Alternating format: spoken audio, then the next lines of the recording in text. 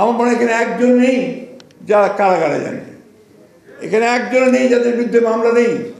আমি তাই মনে করি এই যে আপনারা সংগ্রাম করেছেন, যে লড়াই করেছেন, সে লড়াইয়ের এখন শেষ দিকে এসছি আমরা।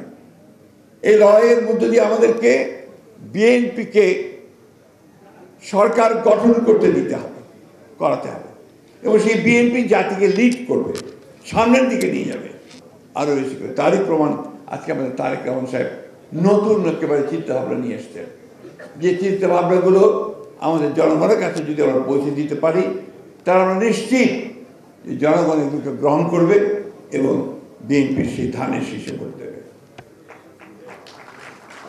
আমি আপনাদের কাছে যেটা আশা করছি, আমরা সবাই লড়াই করেছি, সংগ্রাম করেছি একটা লক্ষ্যে, যে আমরা আমাদের প্রিয় বাংলাদেশকে আমরা সত্যিকার অর্থেই আমাদের প্রতিষ্ঠাতা শহীদ প্রেসিডেন্ট জিয়া রহমানের যে স্বপ্ন, আমাদের নেত্রী দেশমাতা আপসীর গণতন্ত্রের নেত্রী বেগম খালেদা জিয়ার যে ত্যাগ, আমাদের নেতার যে ত্যাগ এবং স্বপ্ন, সেটাকে বাস্তবায়িত করবার সুযোগ এসেছে।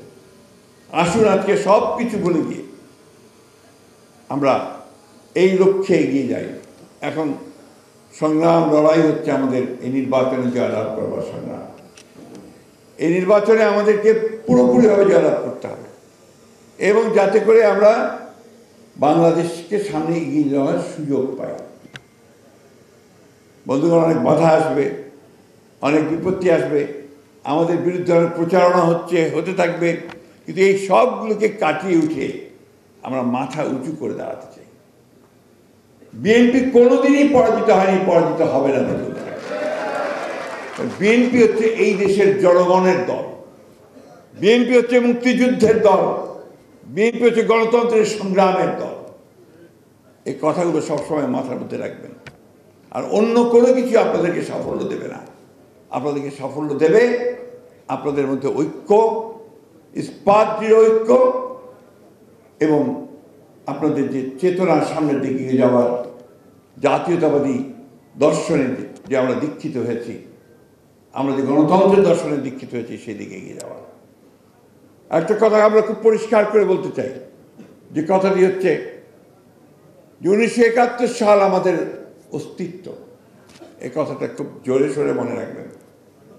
যারা এই কথা বলার দুঃসাহস দেখান, ঔদ্ধত্য দেখান, 1971 সাল নাকি আপনার বলছে, 1971 সালের, আজকে আমি পত্রিকায় দেখলাম 1971 সালের প্রজন্ম নাকি নিকৃষ্টতম প্রজন্ম।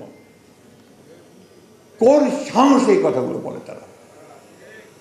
আজকে এই কথাটাই আমি মনে করতে চাই, যে আজকে আমাদের রুহুল কবির বিষয়ে বলেছেন যে পেছন থেকে অন্ধকারের মধ্য দিয়ে একটা কালো থাবা বেরিয়ে আসছে কিনা, আরেকটা ফ্যাসিজম অন্য দিক থেকে আমাদের উপরে চেপে বসতে চাইছে কিনা।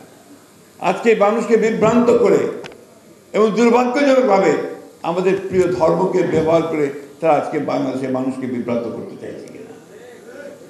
আজকে সেই শক্তির বিরুদ্ধে আমাদেরকে রুখে দাঁড়াতে হবে। আজকে নতুন সে লড়াই, একদিকে আমাদের বাংলাদেশকে একটা রাজনৈতিকভাবে, অর্থনৈতিকভাবে দৃঢ় অবস্থানের মধ্যে দাঁড় করাবার লড়াই, আরেকদিকে হচ্ছে এই অপশক্তিকে রুখে দেওয়ার লড়াই। এই দুটিকে নিয়েই আপনাদেরকে এগোতে হবে। আমরা সব সময় ইতিবাচক রাজনীতি করি, আমরা সবসময় অগ্রবর্তী চিন্তা করি। তারই আজকে আপনারা দেখতে পাচ্ছেন যে কয়েকদিন ধরে এই কর্মশালা চলছে। আমাদের নেতা খুব শিগগিরই আমাদের মাঝে আসবেন। আমি আজকে যেহেতু বাংলাদেশের সব এখানে উপস্থিত আছেন, আমাদের নেতৃবৃন্দ উপস্থিত আছেন বিএনপির, আমি আপনাদেরকে জানাতে চাই, নেতা যেদিন আমাদের আসবেন, যেদিন বাংলাদেশে পা দেবেন, সেদিন যেন সমগ্র বাংলাদেশ কেঁপে ওঠে। বন্ধুগণ, এই কথাটা আপনাদের মনে রাখতে হবে, পারবেন তো? ইনশাআল্লাহ আমরা সেই দিন আমরা গোটা বাংলাদেশের চেহারাকে বদলে দিতে চাই। আমরা সামনের দিকে এগোতে চাই, প্রগতির দিকে এগোতে চাই। বাংলাদেশকে আমরা বাংলাদেশকে একটা মর্যাদার আসনে প্রতিষ্ঠিত করবার জন্য আমাদের নেতার যে চিন্তাভাবনা, তাকে বাস্তবায়িত করার জন্য আমরা সামনের দিকে এগিয়ে যেতে চাই। আমি বক্তব্য দীর্ঘ করব না। এখানে আমাদের বিষয়ভিত্তিক আলোচনা করবেন, আমাদের বিশেষজ্ঞরা আছেন, তারা আপনাদেরকে সব বলবেন। নতুন যে চিন্তাভাবনা, আমাদের ফ্যামিলি কার্ড, আমাদের কৃষক কার্ড, এরপরে আপনার আমাদের অন্যান্য ব্যবস্থা, খেলাধুলা, স্পোর্টস, মিউজিক, সংস্কৃতি, সব কিছু নিয়ে আপনাদের এখানে আলোচনা হবে, আপনারা শুনবেন। এবং এই আলোচনাকে মনের মধ্যে গেঁথে নেন, শুধু শুনবেন আর নোট নিলেই হবে না, এগুলোকে জনগণের সামনে উপস্থাপিত করতে হবে। যে আপনি যদি আপনারা করেন তাহলে নিশ্চয়ই জনগণ আপনাদের দিকে আকৃষ্ট হবে, আপনার জনগণকে উন্নত হবে। বন্ধুগণ, মানুষের জীবনটাই হচ্ছে সংগ্রাম, তেমনি একটা জাতিকে উপরে উঠতে হলে তাকে সংগ্রাম করে উপরে উঠতে হয়। আমরা সেই সংগ্রাম বারবার করেছি, বারবার আমাদের জনগণ প্রাণ দিয়েছে, আমাদের ছেলেরা প্রাণ দিয়েছে। আমরা এইবারের ছেলেরা যেটা প্রাণ দিয়েছে 24-এর এই জুলাই যুদ্ধে, এবং তার আগে 71 যে স্বাধীনতা যুদ্ধ আমরা করেছি, এটাকে এক করে আমাদের সমস্ত শক্তিকে ঐক্যবদ্ধ করে আসুন আমরা এই লড়াইয়ে জয়লাভ করবার আমরা শপথ গ্রহণ করি।